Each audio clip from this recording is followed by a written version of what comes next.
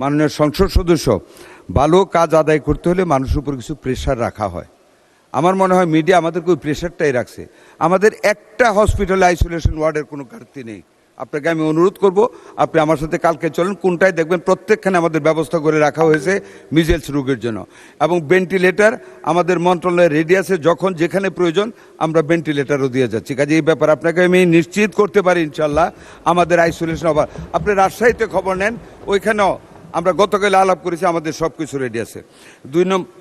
দুই নম্বর যেটা বলেছেন আইসিউর কথা, দেখেন আইসিইউ ইচ্ছা করলে এখনই করা যায় না।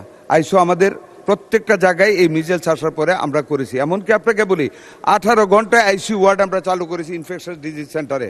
যখন একটা রোগী মারা গেল মধ্যরাতে, সেখানে আমি, আমার সচিব, আমাদের ডিজি আমরা গিয়েছি। মাননীয় প্রধানমন্ত্রী তদারকি করেছেন, আমরা সেখানে গিয়েছি। মাননীয় প্রধানমন্ত্রী আমাকে বলেছেন, প্রথম আমি শুনি না, আই হার্ড ফ্রম হিম যে একজন রোগী মারা গেছে।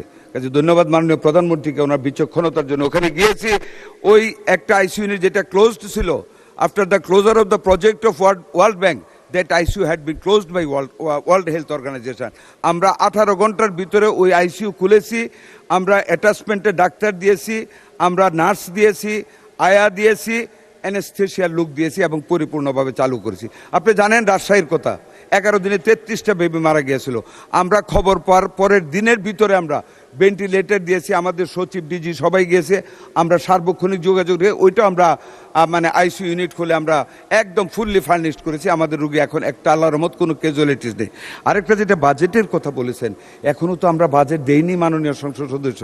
Wait and see what we give, what we spend.